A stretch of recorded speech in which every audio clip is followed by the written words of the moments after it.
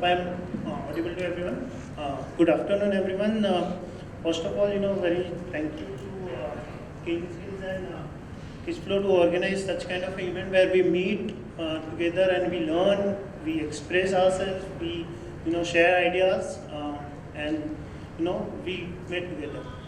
So from the product point of view, so initially when before pandemic, we used to work in a little bit of a culture where we used to daily meet people. We used to have our daily sessions, meetings together face to face.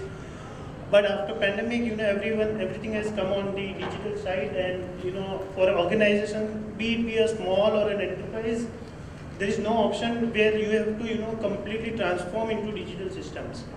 In a product management, what you exactly have is you are talking to many departments like legal department, sales department, marketing department, UX department. So a nutshell of this particular communication is you have to be very much available across duration. At the same time, you have to express your product which is going to launch in the market very much in terms of readiness. So the challenges where you face is the technology first of all, because when Pandora pandemic come, you are not ready to accept that kind of technology where you have to communicate over a period of time on the internet via a different tool. So the team, Microsoft Teams, it can be a WebEx or it can be a Zoom. You have to be connected on all this kind of tools readily, and many people calls you at the same time and you're not available, your meetings are scheduled. So this kind of connection challenge is also there because of technology. You might don't have Wi-Fi in your home, you have to reach, you have to rust everywhere. So during the hybrid, the communication challenges, connection challenges we have faced over a lot of times.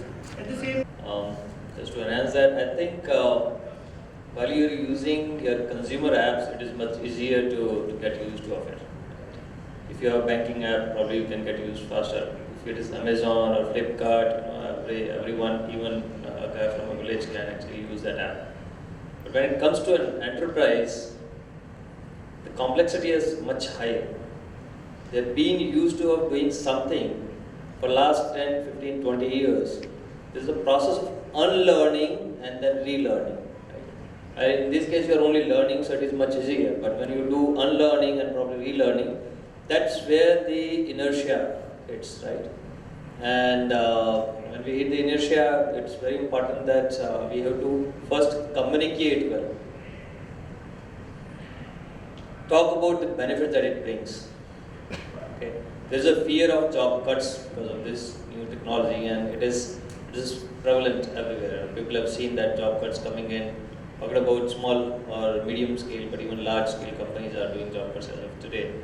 And with ChatGPT, this has become fierce. So typical point of discussion. So what are the top 3 challenges you see in the hybrid work culture while people are adopting it, right? Very good afternoon to all of you, and thank you for providing this opportunity. I think the topmost challenge is what you just articulated, and it's talent management, which is again broken into 2, you can say talent retention and acquisition both. Retention because with COVID coming in and work from home coming in, I think somewhere while the employee productivity in terms of the output shot up, the work-life balance somewhere suffered. I had people telling me that they have to put their lunch and bio breaks on calendar, otherwise someone will just look up the calendar and book that slot for a meeting or a call, right? So that was some bit of distortion that occurred. And second is that with regards to the pace at which the digital technologies accelerated during this phase, what Narendra also mentioned, there was a sudden spurt of talent requirement which came in, and then people started looking for greener pastures. And when today, that's a talent retention part, where how do you ensure, or how do you basically ensure that your important people stick with you for the visible future. And the second is the talent acquisition part, which is in terms of the newer positions that opened up purely as a factor of adopting newer technologies or replacing the existing gaps that came in, or the people who were turning over. There, this factor that you just spoke about came in, where the conversation become very different. They started asking about whether you're a 5-day work week or a 4-day work week, like I mentioned, or whether there is a work from home flexibility that is provided. Somewhere that has done is that at the engagement level or that sense of belonging, in my personal opinion, of the employees with the company has come down. So thank you first of all for inviting me in this discussion. Also I shared something, I had a session in the morning, I talked a lot about the customer centricity, right? So now when you talk about adoption, we have to probably, so the way I look at it, it is the two-way, right? One is when customer point of view, that's an adoption, right? And that drives the adoption, how the company has to tune their self in terms of employee, in terms of processes and all. So I think my personal view is we have enough gizmos so far, right? We have enough technologies. The AI is coming, we need more and more HI, which is human intelligence. The way AI and machine learning has come up, I think all the treasury work, all the repetitive work will be taken care by either the machines or processes. Right now, this process also learns its own way.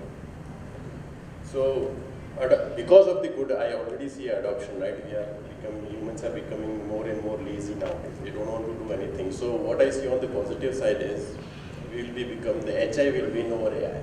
The human intelligence will be doing more of the stuff which we're supposed to be doing. We'll be meditating more. Because all the rest of the work will be taken care by anyways. So thanks to, what I'm answering is thanks to this adoption which has gone from both the sides, we should be able to do more meaningful work. We should be able to crack the complex work and take the meaningful decisions. If we are going in that direction and using the technology in that direction, I think we are there. Sure, thanks sir. Good afternoon all of you. Most of them here have told very valid points, and one of the most people, they have an intent to go for new technologies, but again, the culture, the adoption is something which is restricting a lot of people from change. We all resist change, but on the other hand, if you see, all our people from our generation, like if you see, we would never ever, leave a job and then, be on a notice period and then search for 10 jobs. We'll always have one job secure and then go to that job. Work ethics. But nowadays it's changed completely.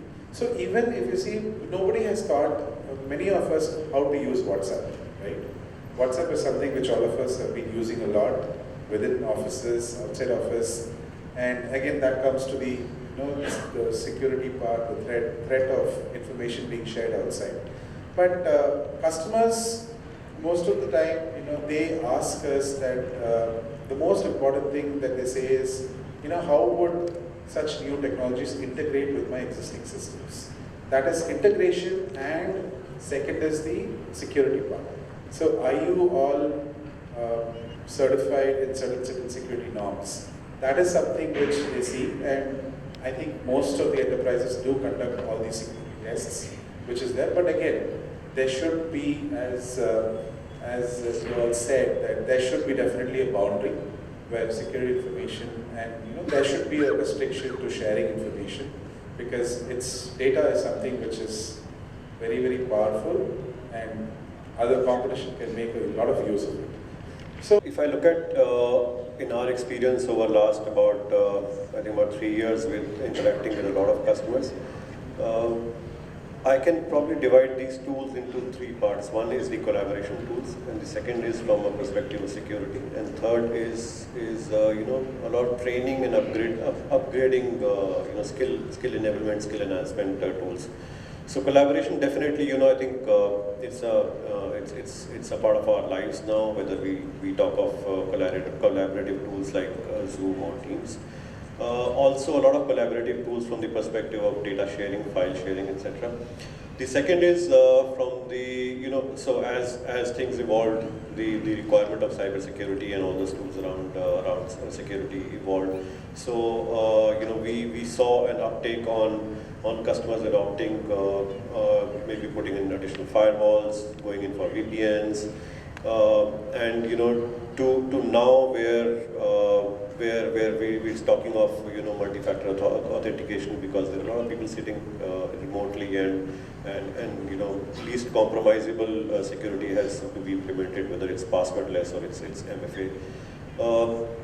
The third set of tools which we saw a lot of customers picking up was in terms of trainings. I think the L&D departments of organizations were being made responsible for a lot of additional skill building. See, the way initially when it started, it was like, there is pandemic. I don't know what my people should be doing, because effectively there is no work for them to do. So let's get them enabled, let's get them skilled. So there's, there were targets being set for certifications, etc. Which I think because we don't have a product, we service a lot of our clients, and hence timelines, budgets, deliveries become extremely important, right? I'll just go back 3 years when COVID started, 2020. Just before that, I was of the opinion, we are headquartered in Goregaon in Mumbai. If people who are from Mumbai would know where Goregaon is. Any person coming for an interview from Thane, Central Lines, I would say, no, sorry, I'm not taking. Travel is a problem. This person cannot adjust, and especially a woman traveling from so far, it will be very difficult. Cut to 2023, we have people working from remote towns in Kerala, in Karnataka, from I think all over India. We've now also started recruitment in Bangladesh and some other countries, right? So that's the shift. I always laugh, and a lot of corporates I think have this joke that COVID was our chief digital officer, right? COVID got the shift and the paradigm changes within the organization, within me as a person, that it's not Thane, it's also from Bangladesh that a person can deliver. It doesn't matter. What got this change, I think, was adoption of a lot of tools, technologies, and I think technology and tools is still just an enabler. What is important is leadership and the vision that the leadership has. So we always had a vision, high quality, on time, and we do not compromise. Technology only helped us achieve that vision. In the period of COVID, there was not a single delivery that went late. We did not delay anything. Every client that we called, we said, don't worry, we're working from home, but we will give you what we've promised you. So I think if you have that vision, then, and that culture, and having the right mindset within the organization, everything else just falls in place. Then, you have security.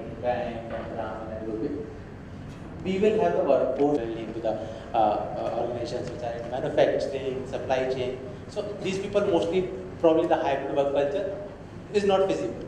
While in the similar organization, there are people who are more on hybrid, we are working from home. From a work culture perspective, do you see any kind of friction being created between the people who need to come to regularly office and people who are not coming regularly to office? And as a consequence, any challenge from the potential or the future employees that they will be more oriented to the roles which are more hybrid versus the roles which are non-hybrid? So any challenge from that side and any friction you see based on your experience?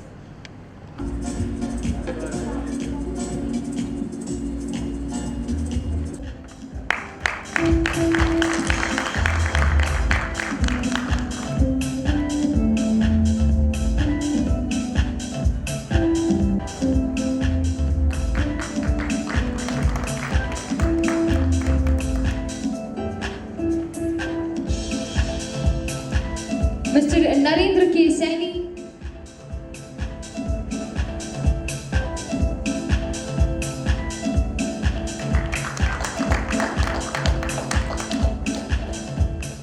And Enterprises Limited.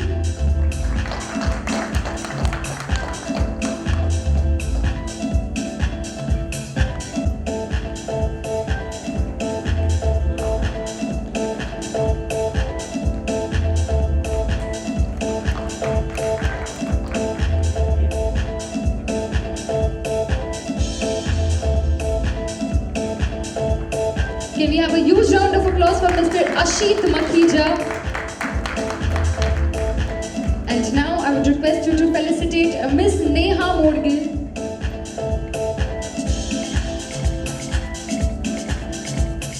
Can we have a huge round of applause for Miss Neha Modgil?